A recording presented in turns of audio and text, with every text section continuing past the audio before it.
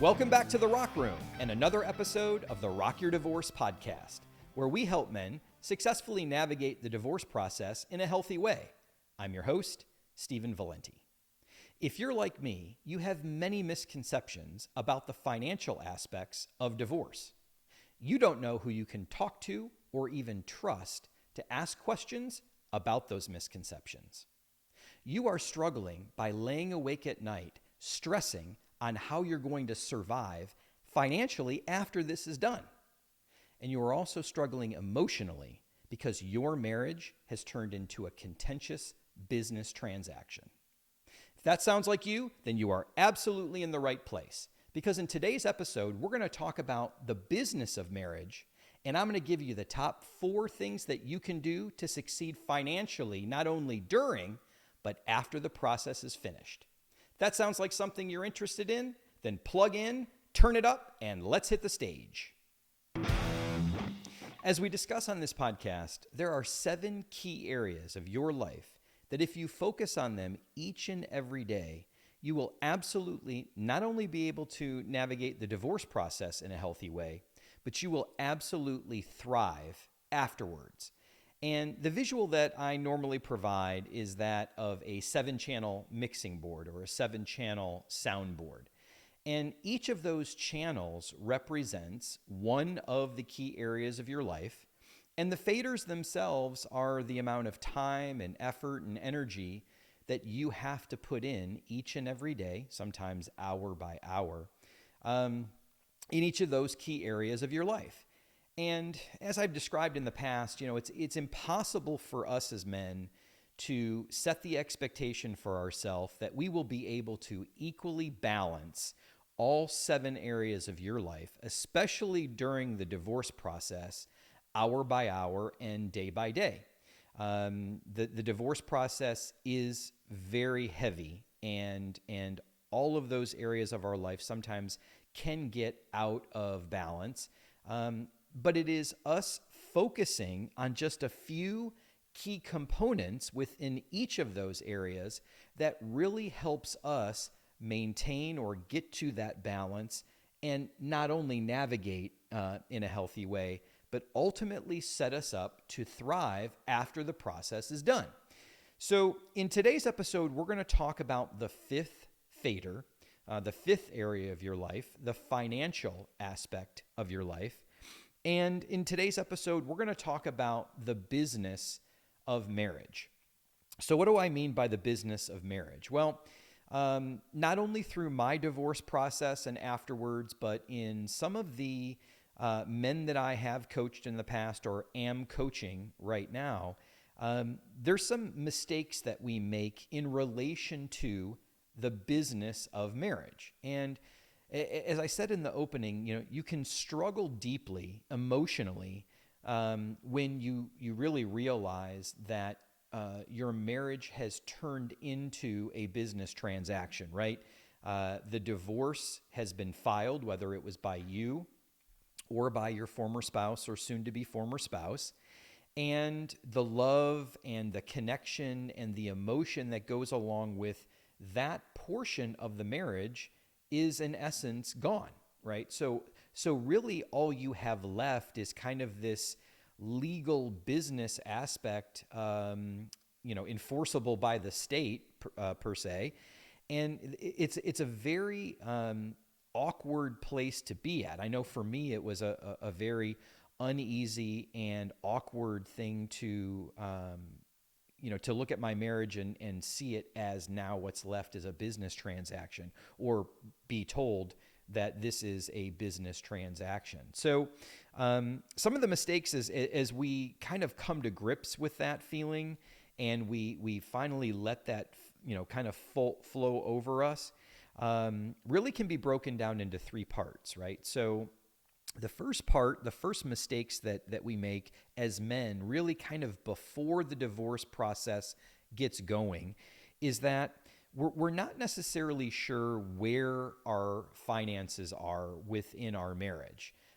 Some of us ran the finances in the marriage, and some of us did not. Some of us had our wives kind of be the lead or take the lead on bills being paid and financial decisions and all of that. So, in some of those aspects, if you're the man who did not take the lead in the finances in the marriage, or you aren't aware of where you are financially as a married couple, some of those mistakes are that you don't know what you have and what you don't have. You don't know where you are financially, or where all the accounts are, or all of that. So that can bring a lot of fear.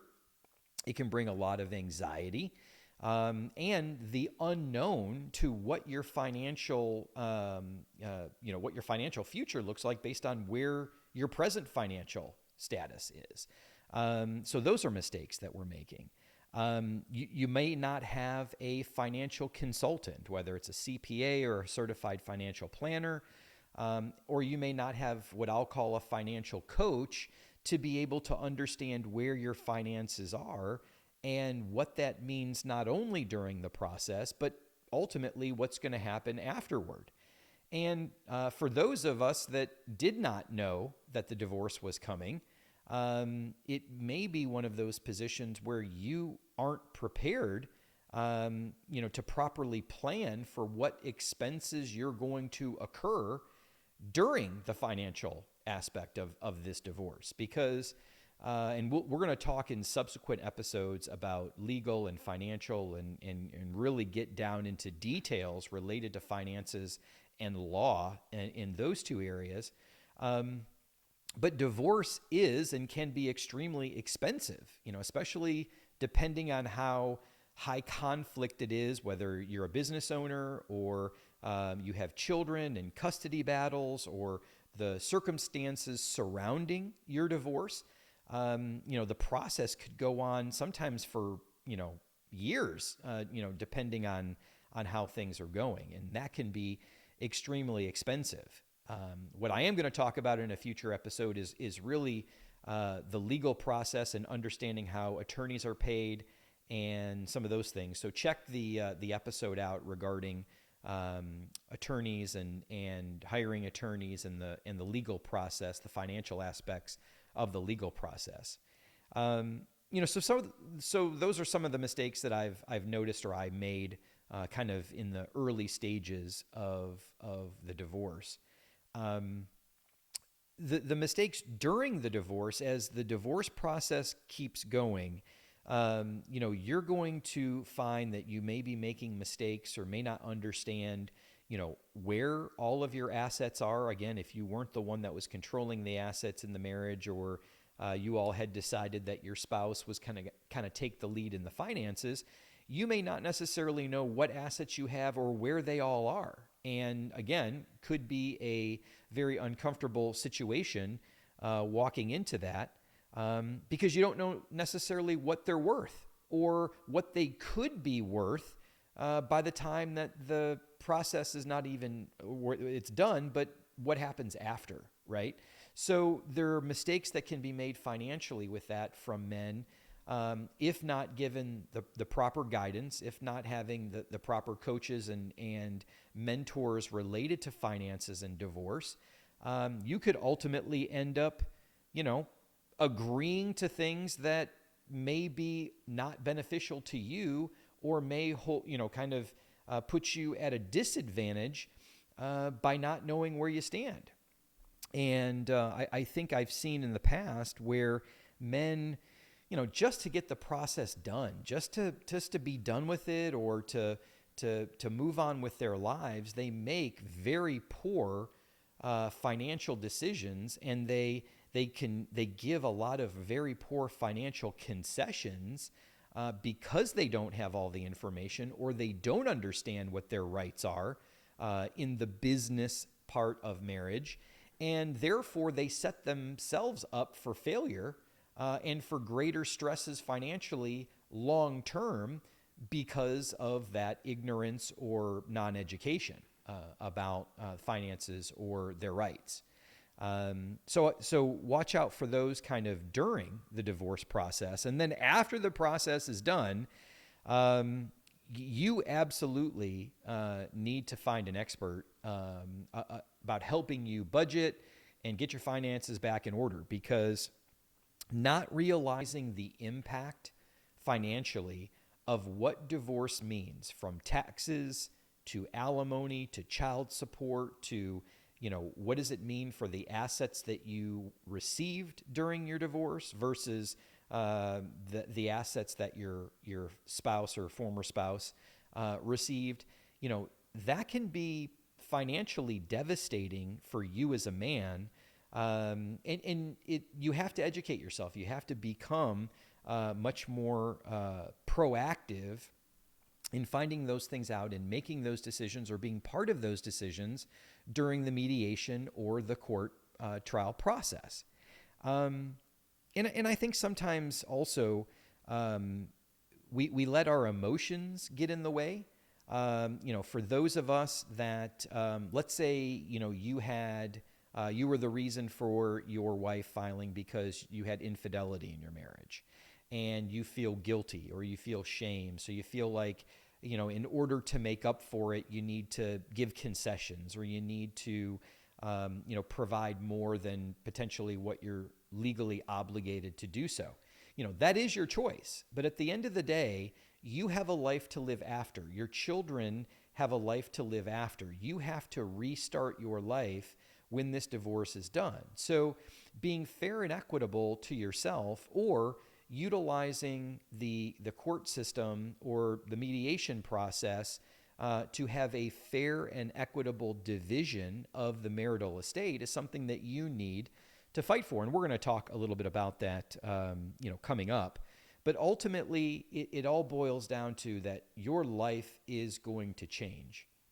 And the stresses that you're feeling right now in the divorce process, the uncertainty that you're feeling right now during the divorce process, or as this process continues, it's real. And I don't want to sugarcoat it for you, but your life is going to change, right? And not making substantive changes to your lifestyle, to the way that you spend money, to the way that you earn money, is really setting yourself up for additional stresses, additional disappointments, additional failures, not only for yourself, but for your children and for those you love, as the process goes on and ultimately when it's finished. So I encourage you, take a step back, kind of think through, before, during, and after, and what those mistakes are, and then really go change the mindset that you may be coming into this financial piece with. Some of the mistakes and the mindsets that I had, or that I coach men through, is, don't worry about it, everything is going to be fair. Okay, that is not how the divorce process happens if you don't ensure that you're negotiating, or your attorney's negotiating on your behalf for fairness. And sometimes, depending on, the laws of your, city or county or your state, there may be things that happen in one area that doesn't happen in another. So you call your buddy, or you get some insight from a friend, or you do this or do that. It may not even be relevant in your area. So make sure that you have that expert. Make sure that you are a proactive advocate for yourself throughout the entire process, and make sure that you're not taken advantage of, because ultimately when that gavel hits, there's really not a whole lot of changes that aren't going to cost you more money. So you need to make sure that everything, at least from the financial aspects, are fair and equitable across the board.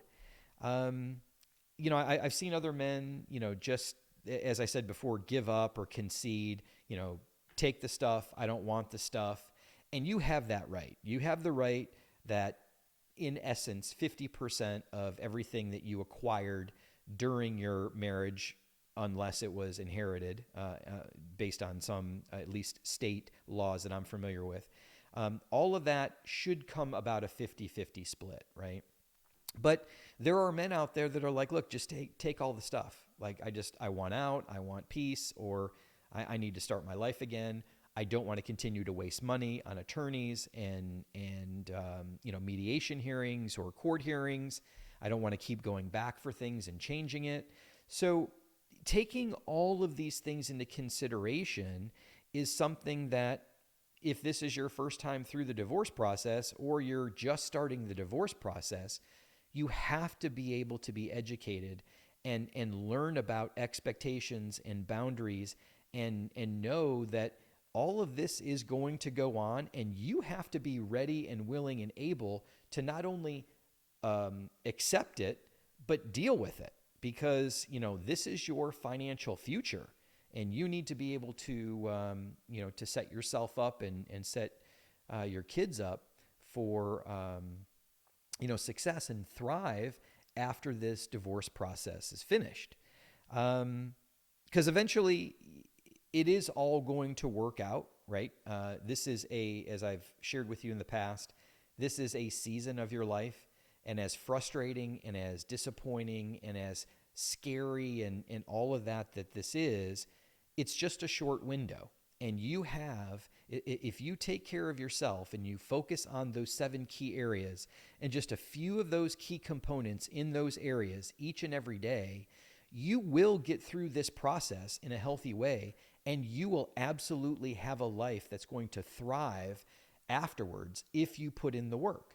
And that's the future that you need to financially prepare for.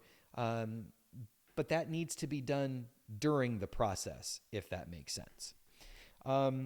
So how does this compare to, that of, let's call it, rock stars or rock bands or the music industry?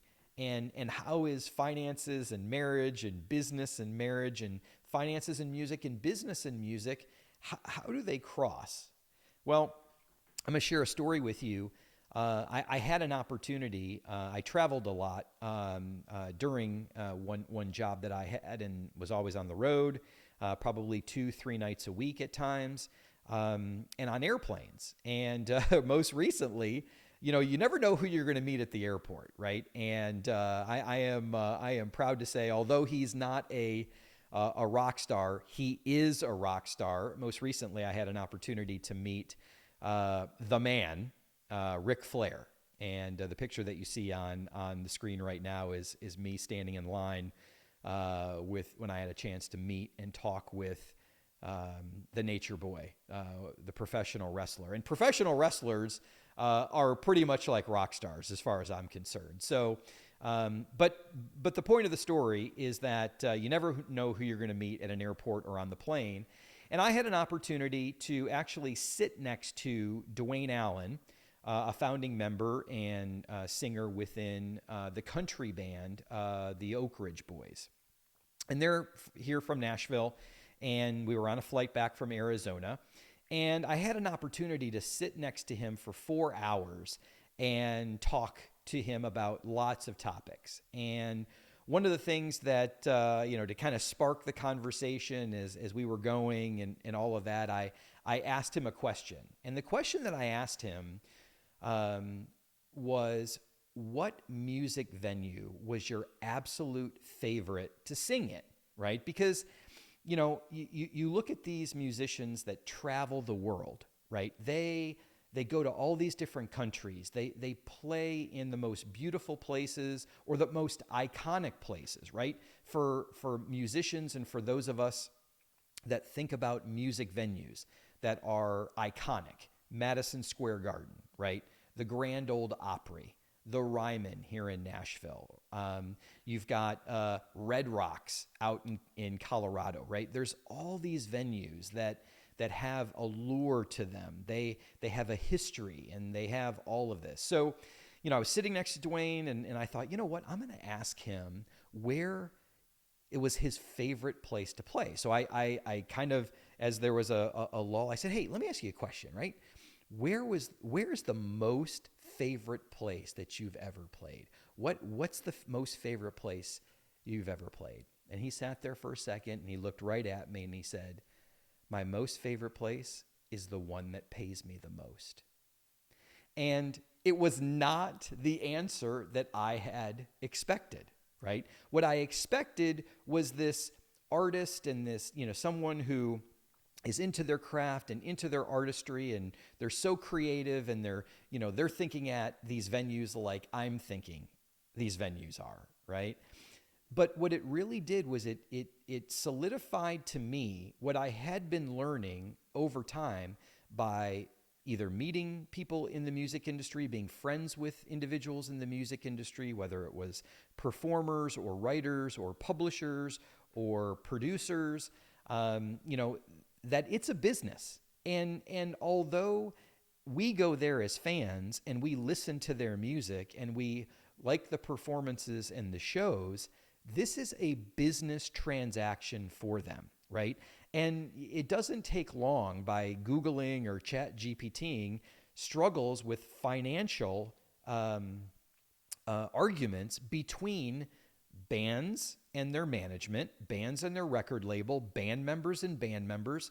It's really kind of just part of the industry. It's part of being in a band and the music and being signed to a record label or to someone who supports you. And that answer that he gave me hit me. And as I was sitting in the courtroom during my divorce ruling hearing, I was reminded that regardless, marriage is a business. And kind of wrapping it back, when the marriage itself, the vows and the love and the marriage piece, the emotional side of a marriage is gone, the only thing that is left is the business. And music is the same way, right? I mean, most recently, like if you take a look at some of the bands that are out there that had financial arguments with one another, you look at Led Zeppelin, you look at Black Sabbath, even like the Eagles had issues related to monies and royalties with their record label and band members fighting. And most recently, I mean, you can go online and take a look in the last year or so, the band members of Journey are fighting while they're on tour, right? They're suing each other in legal court while they're on tour, while they're on stage playing all those songs that we love and sing to. Their attorneys are battling over money. And it's a very awkward situation to go to a concert knowing that the men on stage that are playing don't even like one another, right? They're just out there earning a paycheck that ultimately they're fighting over, which reminded me a lot of what I was going through in this divorce process. So I say all of that to say that, we have to, as men, also understand that we need to handle what happens when the emotional side of the marriage is removed and we are now dealing with the legal / financial aspects of what it meant to be in a marriage, a legally binding contract between two people seen over by the state, because it is far greater than the vows that you took in front of God, right? So with that said, let's talk about the 4 things that you can do to ensure that you are successful financially, not only during the divorce process, but when you thrive afterwards. Let me begin by saying we are going to take each of these topics much more in detail, providing examples and tips and tricks to get through each of these in subsequent episodes. However, here are the top 4 things that you can do to ensure financial success during and after your divorce process. The number one thing, you're going to recruit financial experts. I'm talking CPAs or tax individuals. I'm talking insurance brokers. I'm also talking about someone that can help you with retirement and retirement planning. But if you don't have experts in your corner that know what you're going through during the divorce process, but more importantly, how to take what's coming from that divorce process and put it to your advantage after, then you're selling yourself short. So make sure that you get those experts in your corner. The second thing that you're going to do is embrace the financial reality that you are walking into. As I expressed before, the divorce process is very expensive. It can be very expensive. It's also life-changing financially for you as a man. So what I encourage you to do is kind of accept the new reality. This is in the process. If you didn't budget before, you need to start budgeting. You need to look at things like your child support payment.